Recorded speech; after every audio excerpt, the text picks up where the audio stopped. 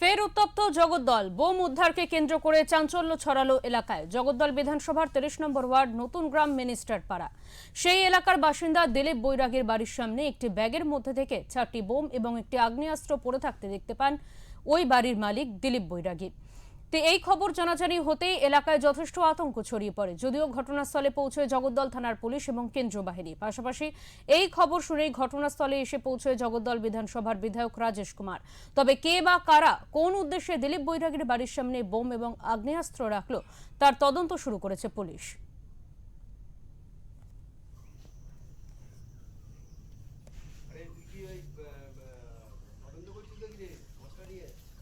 আসছি আসছি।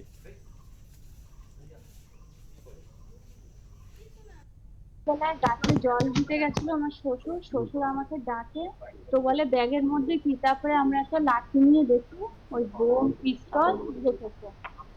তো কি দেখলে? ওর ভিতরে বোম পিস্তল রয়েছে। কতটা আতঙ্ক? ভয় লাগছে? হ্যাঁ, ভয় তো লাগছে। আতঙ্কে আতঙ্ক।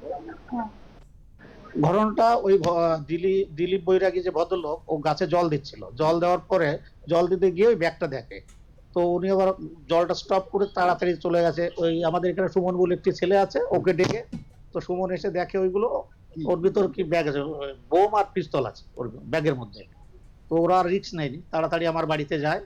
তো আমি তখন বসেই ছিলাম, আমি বললাম ঠিক আছে যান। ফটাফট তখন আমি পুলিশকে ফোন করি, ইনফরমেশন করি। পুলিশকে ইনফরমেশন করার পরে আপনাদেরও সবাইকে যোগাযোগ করার চেষ্টা করি। কোন থানায়? জগদ্দল থানা, আমাদের জগদ্দল। এখন এটা দিলীপ বৈরাগীর বাড়ি না, উনি কোনো পার্টি টাটি করতেন না, সাধারণ মানুষ। উনি সাধারণ মানুষ। দেখুন, আপনি তো এটা দেখতেই পাচ্ছেন গোটা রাজ্যের মধ্যে পুলিশের যে কড়াকড়ি এবং আমাদের লোকপ্রিয় মুখ্যমন্ত্রী ওনার দিশা নির্দেশে পুলিশের যে হাত খোলা হয়েছে, তারপর থেকে গুন্ডা বদমাস এলিমেন্ট তারা সব কিন্তু পালিয়ে বেড়াচ্ছে। ওদের বাবারাও যারা ছিল, যারা ওদেরকে প্রোটেকশন দিয়ে রাখতো, তারাও সব পালিয়ে বেড়াচ্ছে। অনেক লোককে গ্রেফতার করা হয়েছে। যারা যারা মস্তানি এক্সটোরশনের বড় বড় মাথা ছিল, এক এক করে সব ভিতরে ঢুকছে, আপনারা দেখেছেন। তো এই ক্রমে এখন এরা বুঝতে পেরেছে কি কোনো ধরনের কোনো বদমাশি, কোনো ধরনের গুন্ডাগর্দি এইসব জিনিসটা এখানে চলবে না। সাধারণ মানুষকে ভয় দেখানো যাবে না। এই সব অস্ত্র বোমা গুলি এরা তৈরি করে রেখেছিল। যদি এরা 2026-এর নির্বাচন জিততে পারতো তো এলাকার মধ্যে কি ধরনের সন্ত্রাস এরা করতো এটা আপনারা বুঝতে পারছেন। এখন ওইসব নিয়ে এরা পালাচ্ছে।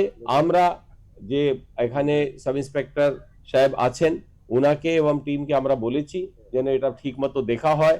আইসি জগদ্দল সঙ্গেও কথা হয়েছে, ভালোভাবে আমরা দেখতে বলেছি। এখানে কান কাটা বন্টি, নারায়ণ, বুড়ো, জয়, এই ধরনের অনেক মহি, এদের অনেক ধরনের ক্রিমিনালের নাম আমরা পাচ্ছি, যারা আগেও এলাকার মধ্যে সন্ত্রাস করেছে, অনেক লোকের ঘরবাড়ি ভাঙচুর করেছে, দোকানপাট ব্যবসায়কে নষ্ট করেছে, তাদের নাম এর মধ্যে রয়েছে। আমরা চাই ও সকলের বিরুদ্ধে বড় ব্যবস্থা নেওয়া হয়। যারাও সাধারণ মানুষের জীবনে এই ধরনের অশান্তি নিয়ে আসার চেষ্টা করবে, কাউকে ছেড়ে কথা বলা হবে না।